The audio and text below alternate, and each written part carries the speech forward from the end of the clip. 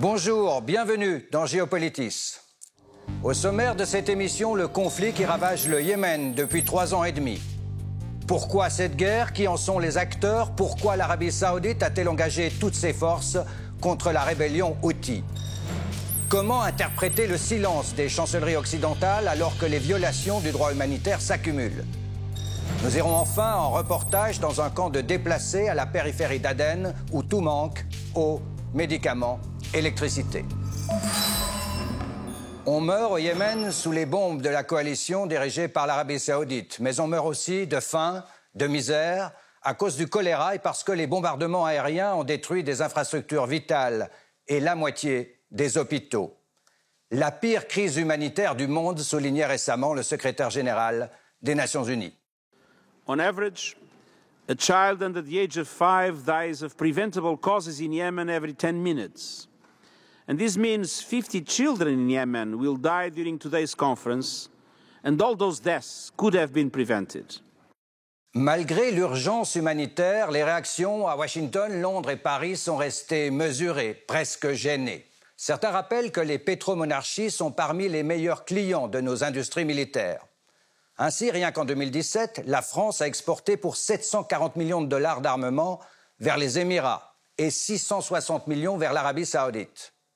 Les USA ont signé avec Riyad en 2015 un contrat de 1,3 milliard, incluant des armements particulièrement destructeurs. C'est d'ailleurs une bombe téléguidée au laser qui a pulvérisé une quarantaine d'enfants dans un autobus le 9 août et 22 autres enfants encore 15 jours plus tard. Nous sommes entrés dans la 4e année de guerre au Yémen.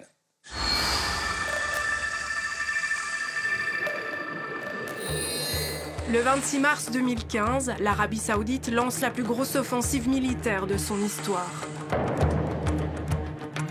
Aux commandes, Mohammed Ben Salman, le futur prince héritier, est alors ministre de la Défense.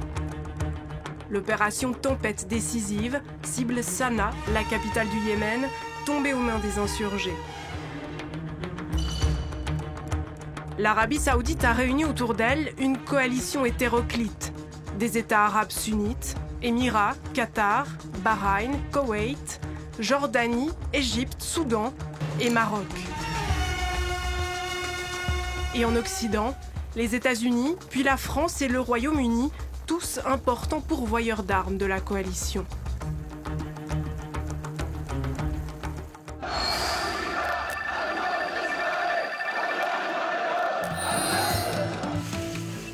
Malgré leur imposante force de frappe, les Saoudiens et leurs alliés se heurtent à une rébellion tenace. Les Houthis, issus de la minorité chiite zaïdite du Yémen, contrôlent aujourd'hui près d'un quart du pays. Ils ont conquis Sanaa, la capitale.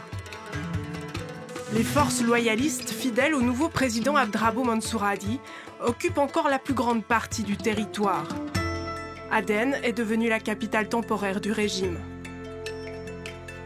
Dans cette mosaïque yéménite, Al-Qaïda dans la péninsule arabique et ses alliés djihadistes continuent d'étendre leur influence, profitant du chaos. Aux composantes tribales se superpose une autre confrontation régionale entre l'Arabie Saoudite et l'Iran, Iran seul État à soutenir la rébellion Houthi.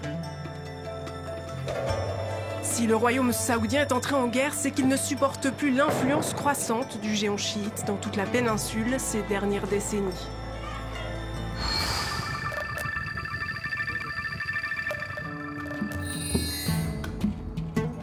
Trois ans de guerre ont laissé le pays exsangue, un État failli de 28 millions d'habitants. Le Yémen occupe une position stratégique du monde. Tout d'abord grâce au port d'Aden et son contrôle sur le détroit de Bab el-Mandeb. Stratégique car c'est l'entrée de la mer Rouge. C'est par là qu'est acheminé l'essentiel du pétrole destiné au marché européen via le canal de Suez. Plus largement, le Yémen est sur l'une des principales routes maritimes de la planète, au carrefour de l'Europe, de l'Afrique et de l'Asie. Route fondamentale, quasi vitale pour les monarchies du Golfe, qui ont là pour leur pétrole un accès direct à l'océan Indien. Bonjour François Burgat. Bonjour. Vous êtes directeur de recherche émérite au CNRS. Vous avez vécu 6 années au Yémen. Vous dirigiez jusqu'en 2003 le Centre français d'archéologie et des sciences sociales à Sanaa. Avec quel objectif? Je dirigeais l'une des 27 structures qui s'appelle Institut français de recherche à l'étranger, mais qui accueille néanmoins des chercheurs de toute nationalité et surtout des Européens. Eh bien, sur place, au lieu de vendre la culture française et européenne aux Yéménites, nous étudions avec tout le spectre des disciplines des sciences sociales, depuis l'archéologie jusqu'à la politologie, nous étudions ces sociétés en partenariat avec nos collègues des pays d'accueil. Dans toute l'histoire des guerres au Yémen, il y en a eu depuis l'indépendance, il y a un paramètre tribal. Est-ce que cette grille tribale permet d'expliquer la guerre en cours aujourd'hui? Non. Je préfère qu'on se passe des tribus. Vous savez, lorsqu'on aborde l'étude de sociétés qu'on connaît moins bien que les autres, parce que le Yémen, c'est loin, bien sûr, on a tendance à vouloir s'accrocher à des explications un peu exotiques. Alors on dit, ah oui, il y a des tribus. Bon, moi, je préfère de bonnes vieilles explications. La crise au Yémen, elle commence à cause du bon vieil appétit de pouvoir du président déchu Ali Abdallah Saleh, qui est déposé en 2011 à la suite de ce mouvement populaire qui ressemble à tous les autres printemps arabes. Donc la guerre, elle commence par ce qu'on a appelé dans d'autres contextes l'État profond. Tous ceux qui sont restés fidèles à l'ancien régime, ils vont se servir de l'une des fractures qui existent dans la société yéménite. On dira peut-être que c'est les chiites contre... Et moi, je préfère dire ce sont les gens du Nord qui se sentent un petit peu abandonnés. Cette fracture-là, elle va être instrumentalisée avec un cynisme rare par les tenants de l'ancien régime pour reconquérir le pouvoir. C'est ça le vrai début de la crise du Yémen à partir de 2012-2013. Et puis, vous avez aussi un mouvement irrédentiste, indépendantiste du Sud. Oui, alors j'ai esquissé l'idée que la première fracture, elle n'était pas forcément confessionnelle.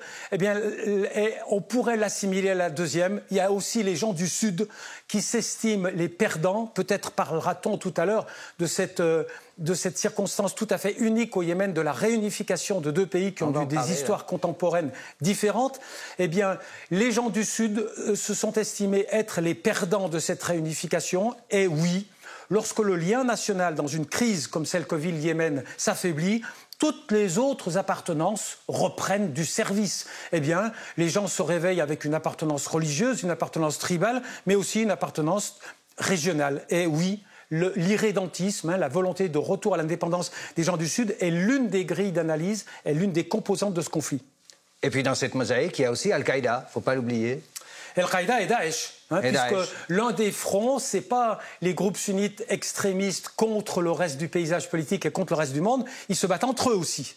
Alors Al-Qaïda, oui, qui a une assise plus importante que Daesh. Pourquoi? Parce que le Yémen a été l'un des tout premiers terrains d'affrontement entre Al-Qaïda et les États-Unis. Et les méthodes des États-Unis qui ont consisté, on le sait peu quand même, mais à tuer éliminer plus de 2000 personnes avec des attaques par drone, ont donné à Al-Qaïda, à force de dommages collatéraux, une assise qu'elle n'a pas dans d'autres pays de la région. Donc c'est un peu aussi la guerre des Américains. C'est indiscutablement la guerre des Américains, surtout si on considère que les Houthis, qui se sont révoltés contre le pouvoir central en 2004, l'ont fait en partie à cause des mesures de rétorsion du pouvoir central à leur égard. Comment expliquer l'entrée en guerre de l'Arabie saoudite en mars 2015 ? Il faut l'expliquer parce qu'on a parfois le sentiment que les Saoudiens ne sont pas cohérents. En Tunisie, en Égypte, ils ont été du côté du manche, du côté des dictateurs, d'accord ? Et puis, en Syrie, aux surprises, ils sont du côté des révolutionnaires. Et au Yémen, ils ont été d'abord du côté du dictateur et ensuite du côté des révolutionnaires. Alors pourquoi ? L'agenda saoudien, à titre principal, c'est un agenda de conservatisme. Ils veulent discréditer toute révolte populaire qui pourrait se retourner un jour contre eux, sauf si l'un des deux camps de la révolution yéménite ou syrienne est dans une relation particulière avec l'Iran. À ce moment-là, ils se mettent dans le camp, fût-il révolutionnaire, de ceux qui combattent l'Iran ou qui pourraient être considérés comme des alliés de l'Iran. Brièvement, que dire de cette coalition sunnite emmenée par l'Arabie Saoudite? C'est un peu une coalition de façade, en quelques mots. C'est très très volontariste, mais on sait déjà que le Pakistan l'a quitté, le Maroc traîne les pieds, le Soudan est là un peu comme un mercenaire qui fournit de la chair à canon. Et surtout, il faut bien rappeler que le Qatar, depuis juin 2017, n'en fait plus partie. Donc la coalition, bon, c'est l'Égypte parce qu'elle est l'obligée absolue financièrement des Émirats et de l'Arabie. La coalition, c'est l'Arabie Saoudite et les Émirats. L'un combat au sol, les Émirats combattent au sol au sud, les autres combattent par l'arme aérienne au nord. Alors, avant de poursuivre, je vous propose de revenir sur un moment charnière de l'histoire du Yémen. C'est pas souvent dans l'histoire contemporaine que deux pays se réunissent. C'était le cas des deux Yémen en 1990, 90 pour vous. Et c'est Kevin Gertsch qui nous raconte cette histoire.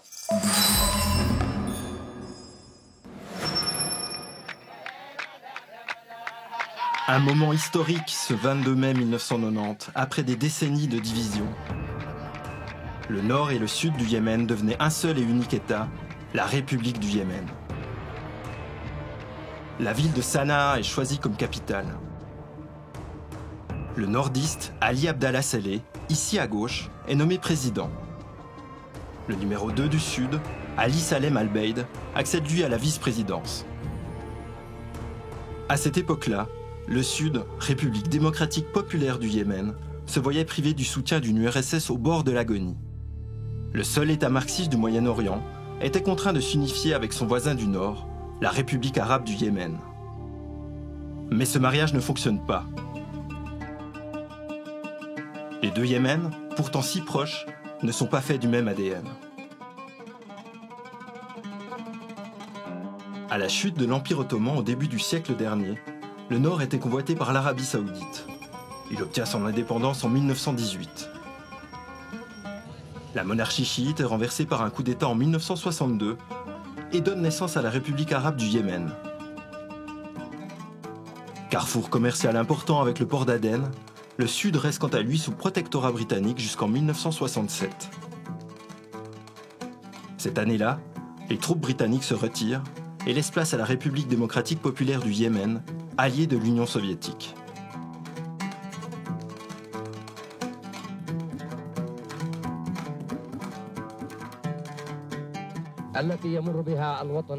Après l'unification, le Nord, 12 millions d'habitants, domine rapidement le Sud, seulement 3 millions d'habitants. L'union se passe mal, et dès 1994, le Sud engage une première guerre de sécession, prémisse d'une série d'affrontements meurtriers. Le sujet qu'on vient de voir amène deux questions. C'est pourquoi ce mariage n'a pas fonctionné? Est-ce qu'il pouvait fonctionner? Puis la deuxième, est-ce que cet échec de la réunification permet de comprendre ce qui se passe aujourd'hui au Yémen?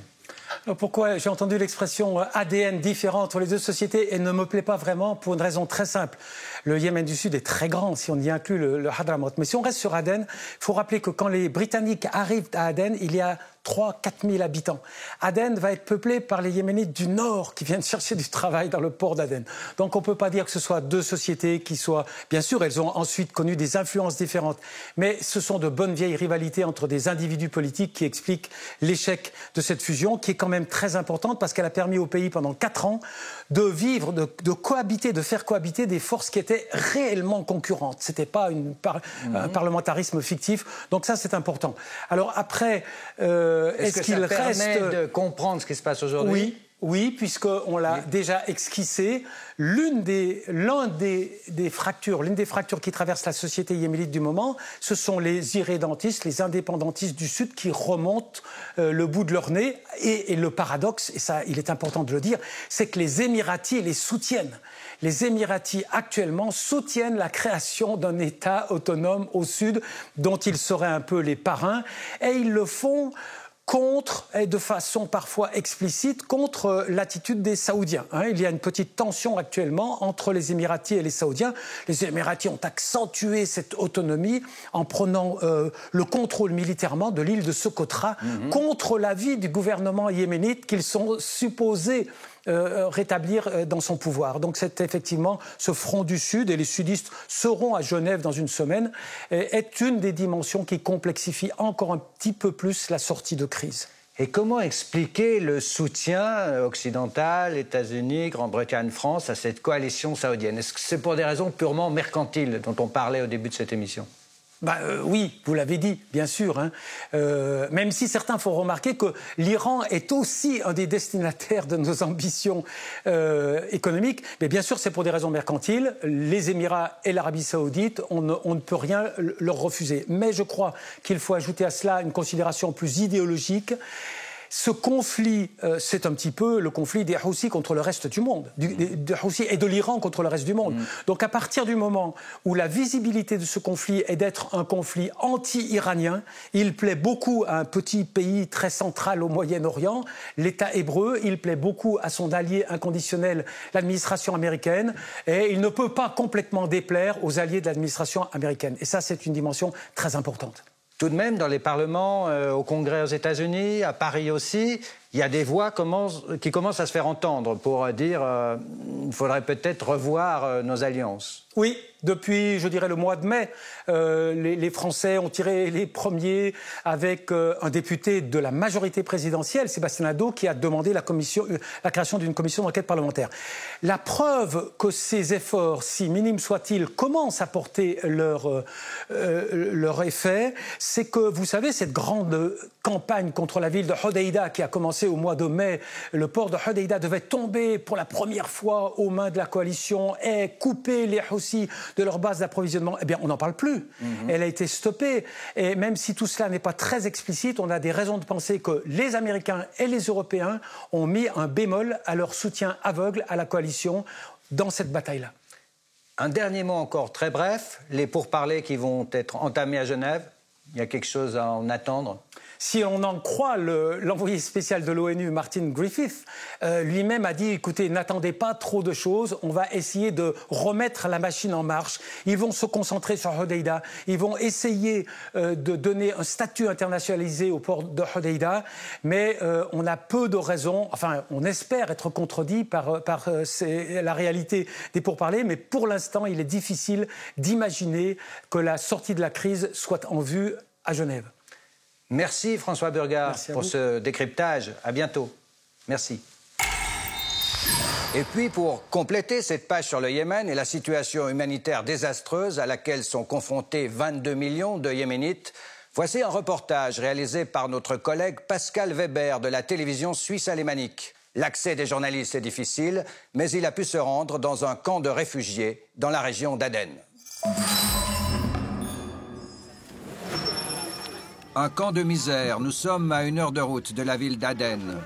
Ces Yéménites ont tout perdu. Ici, il n'y a ni électricité, ni soins médicaux, ni école. 2000 personnes se partagent une seule toilette. Les 2 seuls réservoirs d'eau sont percés. Léali Abdou a 20 ans. Elle est paralysée, victime d'un bombardement. Je dormais quand les bombes sont tombées. Le mur de notre maison s'est écrasé sur moi. Je n'ai rien senti. J'ai juste entendu ma mère crier « Mes enfants !» Je ne savais pas ce qu'il se passait. Mais quand j'ai voulu me lever, je ne pouvais plus bouger mes jambes. Léali et sa famille viennent de Taïs, une ville au centre du Yémen où la guerre a fait des ravages. 60% des victimes sont des civils. La mère de Léali garde en mémoire la nuit des bombardements. Les voisins sont venus nous aider, ils nous ont emmenés à l'hôpital, mais le médecin a demandé de l'argent et je n'en avais pas. Nous avons donc emmené Léali chez un autre médecin, mais il n'a pas pu l'aider. Ils sont des milliers de Yéménites à ne pas avoir d'argent pour se rendre chez un médecin. Suite au bombardement, Léali et sa famille ont trouvé refuge dans ce camp de fortune. C'est dur ici. Nous n'avons pas d'eau pour nettoyer, il n'y a pas de toilettes, pas de baignoire, il n'y a presque pas d'eau potable et il fait de plus en plus chaud. Le manque d'assainissement fait exploser les risques de maladies. 5000 Yéménites contractent le choléra chaque jour, c'est une moyenne. Et toutes les 10 minutes, un enfant meurt pour des raisons évitables. Le Yémen est en manque de tout. Mais difficile de faire entrer la nourriture, l'eau, l'électricité ou les médicaments. Les forces qui se battent sur le terrain se disputent l'aide internationale et bloquent la livraison des marchandises. Un navire peut arriver avec des biens de première nécessité, avec des médicaments ou de la nourriture, mais nous n'avons pas l'autorisation de le laisser entrer. En ville, on tente d'oublier ce qui se passe tout autour. Je veux reconstruire le Yémen. Chaque enfant devrait avoir de l'espoir pour ce pays. Un pays en lambeaux, laminé par une guerre qui n'en finit pas. Parmi les sources d'informations que nous avons utilisées pour préparer cette émission, je vous suggère le site ONU Info. En décembre dernier, l'épidémie de choléra avait atteint déjà 1 million de personnes. Pratiquement aucune des 22 régions du pays n'est épargnée, souligne l'OMS, alors que seulement la moitié des établissements de santé sont en état de fonctionnement. À podcaster une émission du Grain à moudre sur France Culture avec cette question récurrente: pourquoi cette guerre suscite si peu d'attention? Je crois qu'il y a des raisons géographiques, l'isolement du Yémen dans un endroit justement encerclé par des pays extrêmement riches, l'isolement du Yémen qui n'est ni au Moyen-Orient ni au Maghreb et qui est regardé comme quelque chose de charmant et de folklorique, mais qui n'est pas et qui ne rapporte pas. En avril 1967, 5 ans après la chute de la monarchie religieuse, des journalistes suisses étaient les premiers occidentaux pour le magazine Continent sans visa à filmer en République du Yémen. C'est étonnant. On nous entraîne vers le palais de l'imam. La réception se terminera dans une rituelle orgie de Coca-Cola et de fruits au sirop venus de Chine nationaliste.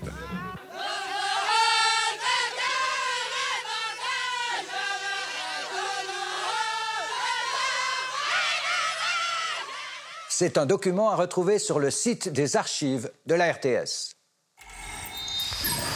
À propos d'archives, justement, voici notre nouvelle rubrique « Ce jour-là ». À travers elle, Géopolitis vous propose chaque semaine un événement qui a marqué l'évolution des relations internationales. Eh bien, ce jour-là, il y a tout juste 59 ans, l'inimitable général de Gaulle annonçait aux Français l'autodétermination de l'Algérie, un sujet de Marc Julmy.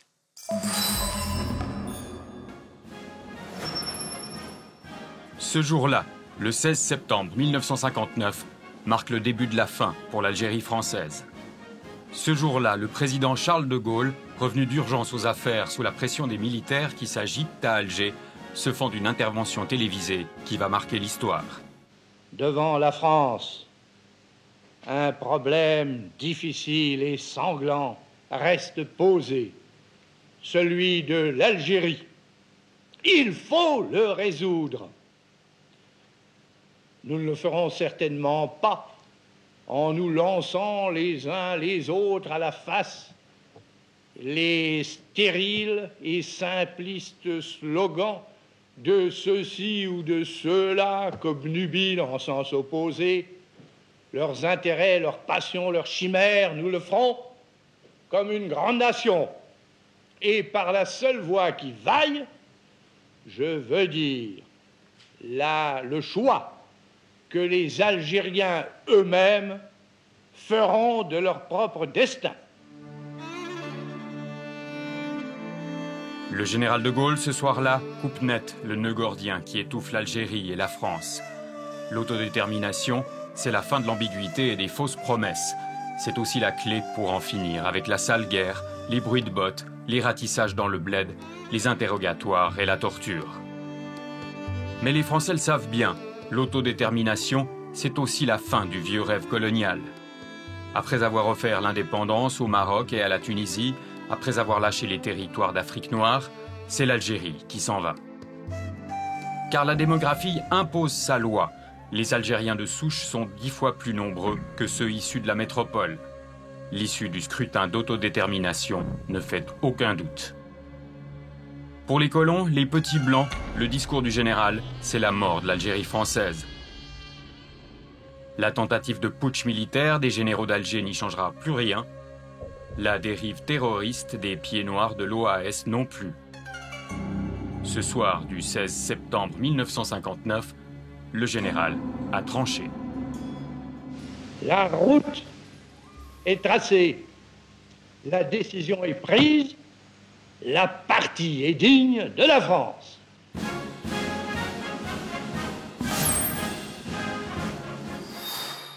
Voilà pour cette page d'histoire. Cette édition de Géopolitis, comme toutes les autres, est à retrouver ou à podcaster sur notre site. Au nom de la rédaction, des équipes techniques, merci à vous tous de votre fidélité sur la RTS et TV5 Monde. À bientôt.